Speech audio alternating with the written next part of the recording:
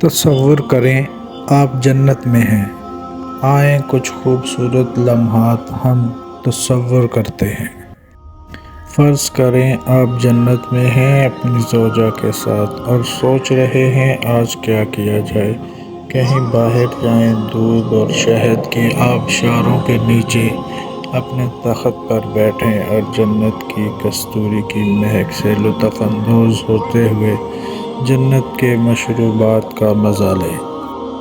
یا پھر بازار جایا جائے اور اپنے تمام دوستوں سے ملا جائے جن کے ساتھ ہم دنیا میں رہتے تھے، اور خوب باتیں کی جائیں کہ کس طرح ہم یہاں تک پہنچے اور کس طرح اللہ تعالیٰ نے اپنی رحمتیں نشاور کی ہم پر۔ اور پھر آپ کی زوجہ آپ سے کہے کیوں نہ آج ہم رسول اللہ صلی اللہ علیہ وسلم سے ملنے چلیں، اور پھر آپ اور آپ کی زوجہ ہاتھوں میں ہاتھ لیے رسول اللہ صلی اللہ علیہ وسلم کے گھر کے لیے چل پڑیں۔ آپ رستے میں طلحہ اور زبیر رضی اللہ تعالیٰ عنہ کے گھر کے پاس سے گزریں تو انہیں سلام کہتے ہوئے جائیں، اور پھر آپ جا کر آپ صلی اللہ علیہ وسلم کے گھر کا دروازہ کھٹکھٹائیں جنت میں، اور لو دیکھو آپ صلی اللہ علیہ وسلم دروازہ کھولتے ہیں، آپ کے چہرے پر مسکراہٹ سجائے ہوئے، اور کہیں اہلاً مرحبا، خوش آمدید، اور آپ سے ملیں اور آپ کو اپنے گھر دعوت دیں، اپنے عظیم لیونگ روم میں بٹھائیں اور آپ کے ساتھ بیٹھیں اور دریافت کریں کیا آپ جنت کی چائے لیں گے؟ اور آپ ان کے گھر بیٹھے ہیں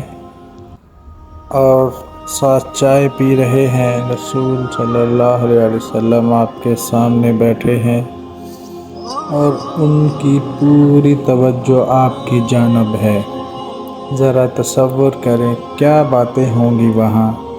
آپ انہیں کیا بتائیں گے، ان سے کیا پوچھیں گے؟ کیا آپ انہیں سیرت میں سے اپنا پسندیدہ لمحہ بتائیں گے، یا آپ ان سے پوچھیں گے کہ طائف کیسا تھا اور کس طرح انہوں نے ہمیں یاد رکھا اس لمحے میں جب ان کے چہرے سے خون بہہ رہا تھا، مگر جنت میں نہ آنسو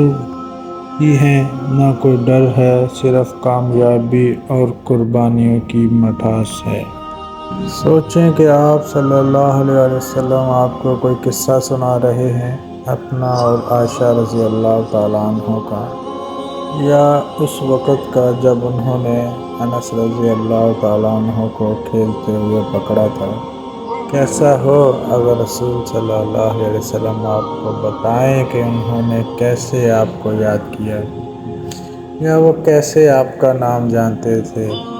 اور اس وقت کے انتظار میں تھے کہ جب وہ آپ سے ملیں گے۔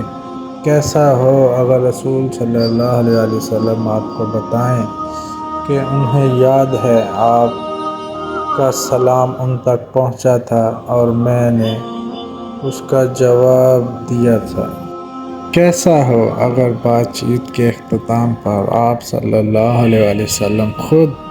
اپنے ہاتھوں سے آپ کو پانی کا گھونٹ پلائیں جس کے بعد آپ کو پیاس محسوس نہ ہو، اور پھر اس کا دیدار ہو جو آپ صلی اللہ علیہ وسلم سے زیادہ عظیم ہے، اور جو رسول صلی اللہ علیہ وسلم کا رب ہے اور جو آپ کا رب ہے، اور اس کے لیے صرف آپ کو اوپر دیکھنا ہوگا، آپ اللہ کو دیکھیں گے، کیونکہ جنت میں پھر آپ کو کبھی تصور نہیں کرنا پڑے گا۔